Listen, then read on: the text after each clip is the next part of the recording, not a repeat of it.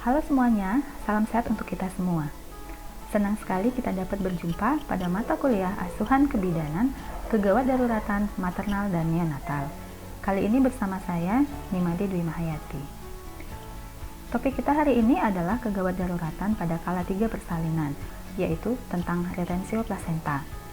Namun, sebelum kita membahas tentang retensio plasenta, mari kita ingat terlebih dahulu tentang manajemen aktif kala 3 persalinan.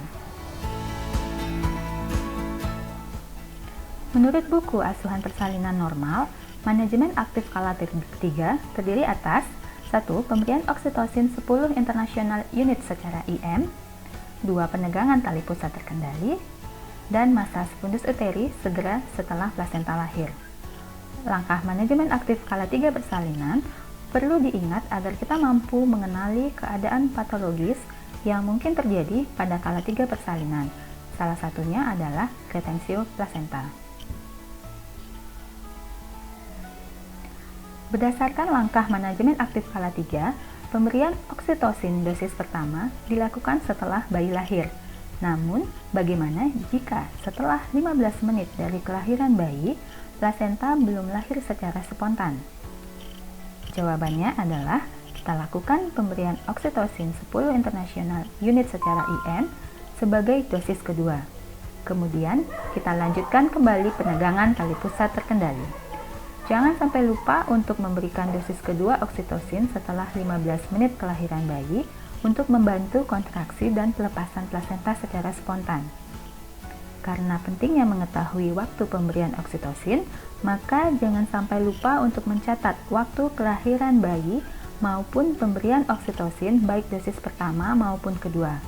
Hal ini akan membantu kita menegakkan diagnosa pada keadaan patologis dengan lebih tepat dan cepat. Setelah pemberian oksitosin dosis yang kedua, pertanyaan yang muncul adalah sampai kapan batas waktu kita harus menunggu plasenta lahir secara spontan. Tentunya kita mempunyai batas waktu untuk menunggu agar tidak membahayakan ibu. Maka, 15 menit setelah pemberian oksitosin dosis kedua, atau tepatnya 30 menit dari kelahiran bayi, apabila plasenta juga belum lahir, kita tegakkan diagnosis retensio plasenta. Tentukan penata laksanaan yang akan dilakukan bila memungkinkan, atau rujuk bila tidak memungkinkan. Beberapa sumber menyampaikan penyebab terjadinya retensio plasenta. Salah satunya adalah plasenta belum terlepas dari dinding rahim karena terlalu dalam melekat. Keadaan ini mungkin ditemukan pada kondisi yang disebut plasenta adesif, plasenta akreta, plasenta inkreta, maupun plasenta perkreta. Penyebab berikutnya dapat karena plasenta sudah lepas tapi belum keluar, atau penyebab lain yaitu kandung kemih penuh atau rektum penuh yang berdampak pada tidak adekuatnya kontraksi uterus. Gejala yang harus dikenali pada keadaan retensio plasenta antara lain, yang pertama tentunya plasenta belum lahir setelah 30 menit kelahiran bayi, kemudian adanya perdarahan segera, dan keadaan uterus berkontraksi dan keras. Gejala lainnya antara lain tali pusat putus akibat traksi berlebihan, inversio uteri akibat tarikan, ataupun adanya perdarahan lanjutan. Baik, sekarang kita bahas tentang penata laksanaan dari retensio plasenta. Jika plasenta belum lahir dan mendadak terjadi perdarahan, segera lakukan plasenta manual. Plasenta manual adalah tindakan untuk melepas plasenta secara manual menggunakan tangan dari tempat implantasinya dan kemudian melahirkannya keluar dari kavum uteri.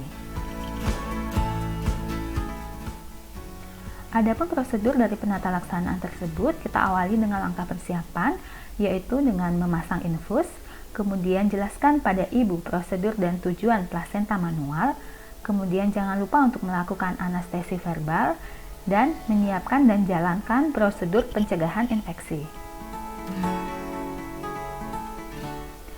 Prosedur umum adalah sebagai berikut. Yang pertama, kita harus pastikan keadaan kandung kemih dalam keadaan kosong atau tidak penuh. Kemudian masukkan tangan secara obstetrik, menelusuri tali pusat hingga serviks. Dan kita juga harus melakukan penahanan terhadap fundus uteri, kemudian temukan implantasi dan tepi plasenta. Langkah berikutnya, kita cari bagian plasenta yang terlepas, kemudian lakukan pelepasan plasenta hingga semua perlengkapan plasenta terlepas. Lakukan eksplorasi untuk menilai sisa plasenta yang tertinggal. Lahirkan plasenta dengan posisi tangan kiri dorsokranial dan asisten menarik tali pusat. Kemudian setelah plasenta lahir, kita lakukan masas pada fundus uteri.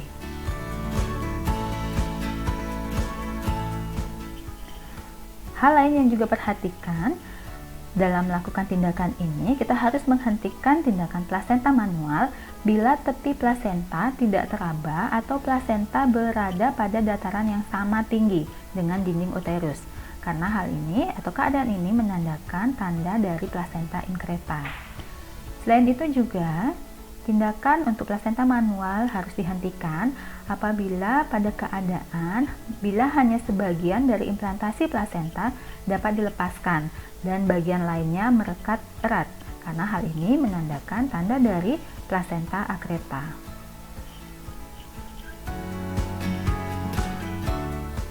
Setelah penata laksanaan berhasil dilakukan, maka lanjutkan dengan melakukan pemantauan pasca tindakan. Antara lain, yang pertama, kita periksa kembali tanda vital ibu, kemudian catat kondisi ibu dan buat laporan tindakan. Jangan lupa juga untuk menulis rencana pengobatan dan tindakan lanjutan. Kemudian pemantauan juga harus tetap dilakukan hingga 2 jam pasca tindakan. Demikian pemaparan tentang topik retensio plasenta kali ini. Sampai jumpa lagi pada topik selanjutnya. Terima kasih.